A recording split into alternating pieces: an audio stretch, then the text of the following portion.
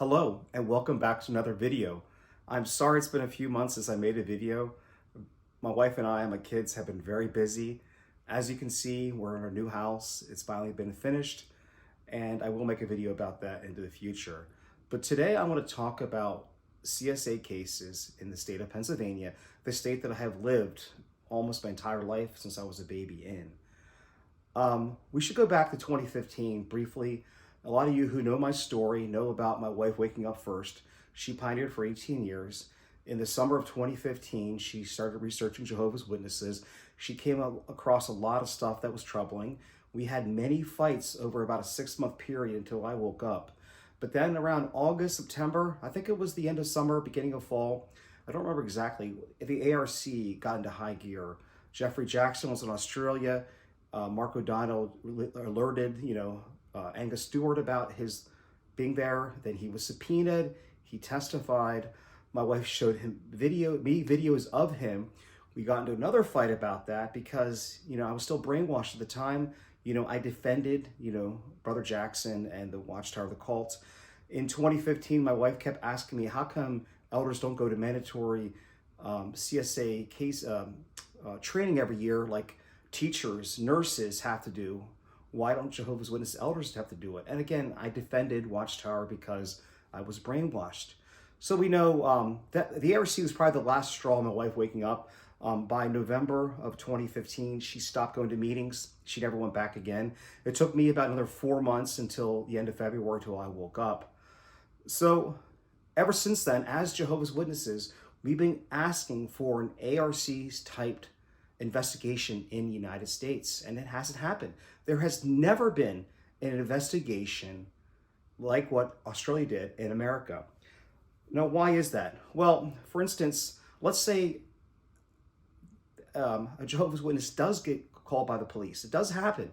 So over in this town, they arrest the person, the prosecutor tries them, they go to jail. It could happen the next town over, but there's a different prosecutor, different police force. And in America, a lot of times police forces don't communicate. They don't show a trend. So the people in the United States have no idea that this is not just a local problem, it's a statewide and countrywide issue with all Jehovah's Witnesses. So when I woke up in 2016, my wife and I were very vocal. We went on lots of news media. We were on a couple different documentaries. And the Attorney General's office in Pennsylvania had just finished up an investigation of the Catholic Church's practice about CSA cases. I was invited, along with Barbara Anderson, to speak at the courthouse, the state capitol in Harrisburg, our state capital, about how to eliminate this statute of limitations law. How that just because it happened 20 years ago or 10 years ago, you still should be able to get justice for the victim. In Pennsylvania, there's a cap of how many years you can sue civilly or criminally. And the one representative from Reading, Pennsylvania, was trying to overturn that law and remove the statute of limitations. So I spoke at a press conference. I got interviewed. It was really nice. Sadly, the Republicans in the Senate struck that bill down. It did not pass. But the good news is we know there's a federal law now in place that supersedes that. So victims of CSA cases in the past maybe can get justice now. So because of that and other things, about 6 months to a year later, I was contacted by the Attorney General's office and I was asked to assist their investigation. That they were now, all these officers who investigated the Catholic Church were going to be looking at Jehovah's Witnesses. And I said, sure, I'd be happy to. So we had a few investigators come to our house and we're probably there 2 to 4 hours. It was many hours. They took pages upon pages of notes. My wife and I talked to them many times. We gave them documents. We made a flow chart, a structure, how it works, how the judicial system works in parallel. And then every so often, every few months, they would contact me, ask me questions. Can you get me these documents? I told them about Mark O'Donnell. Mark O'Donnell's way better organized than I am. Mark has way more records than I do.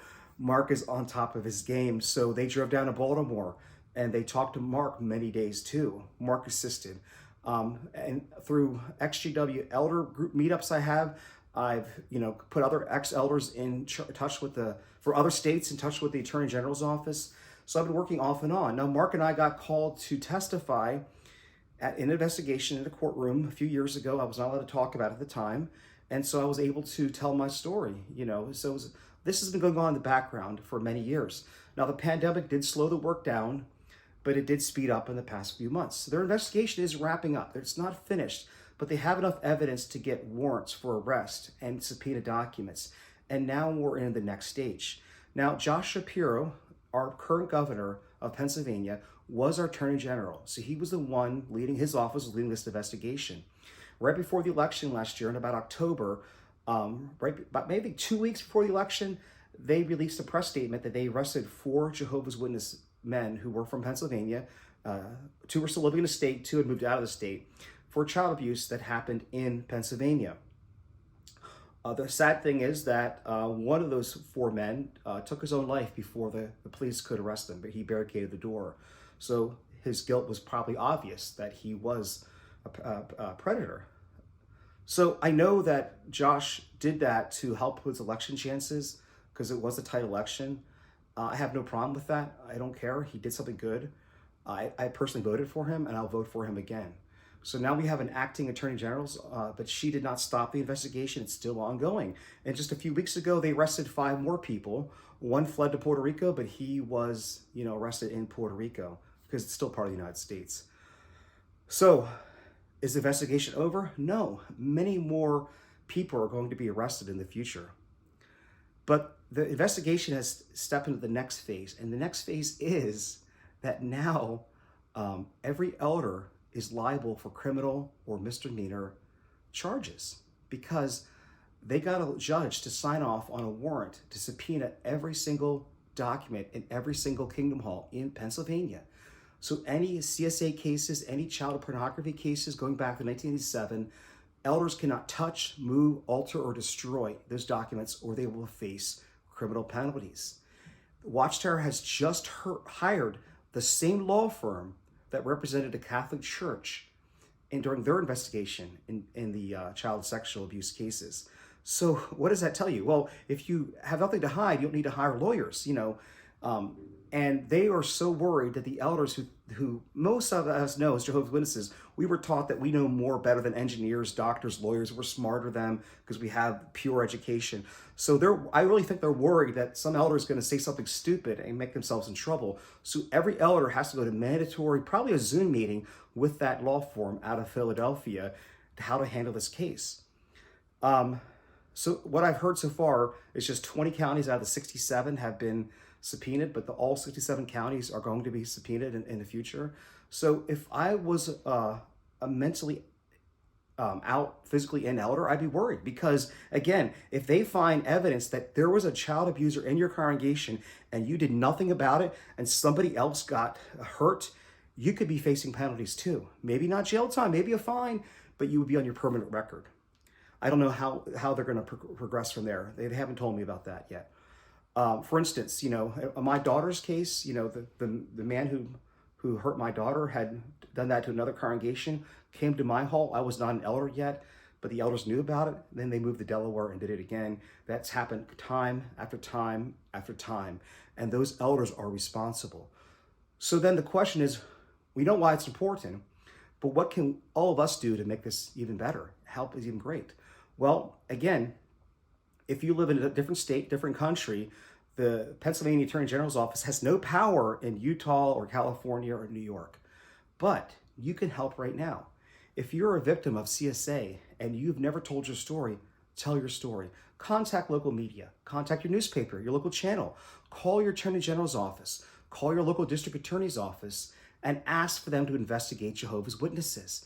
If they get enough calls and complaints and attention, maybe they will open their own investigation in each state in the United States. And maybe the FBI eventually will take this case on. We can only hope.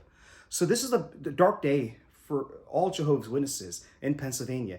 They should also be proud at the same time that finally they're getting the bad people out of the organization. But they're going to say this is an attack on Satan. They're going to call me an apostate, liar, a demented person, mentally diseased. I'm okay with that. You can call all the names. I just care about protecting children. It is always fitting that, I'm almost 46. I have lived in Pennsylvania more than 45 years.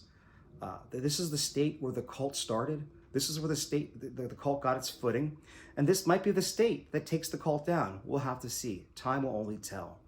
So again, things are looking better. Things are getting better. If you have any questions, leave a message down in the video.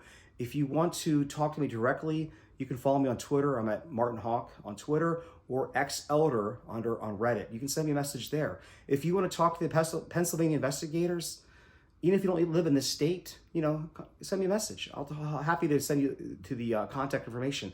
But again, they don't have any power out of the state of Pennsylvania. But one more thing, let's just do some simple math. I'm not the first person to do this. Before I wrap this video up, we know there was 1,000 predators in Australia that we know of. Australia has about 60,000 Jehovah's Witnesses. There's about 20 times more Jehovah's Witnesses in the United States. So just simple math means that there's about 20,000 known pedophiles in in the United States that Watchtower are hiding identity. Pennsylvania has about 480 to 520 congregations. I know it was over 500 before I left. I think it's a little less than that. It might be around 480.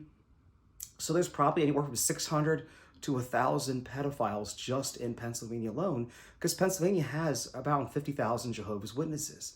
So if 100, 200 more people can be arrested, taken off the street to protect children, that can make the world a better place. That is why this is so important. And that is why I'm so happy that I had the honor and the privilege to help this Attorney General's office investigate that. One of the neatest things I've ever had in my entire life, is the phone call back in October when the office called me up to thank me for the arrest of those 4 people.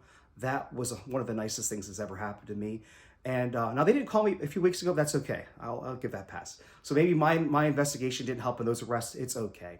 But everybody can do their small part to help take the cult down and protect kids. Thank you for watching. I've shot about 4 videos in the past 4 months since we moved to the new house. Haven't uploaded any of them. I'm very sorry. Been very busy, also a little lazy. But hey, thank you for watching. Have a great day.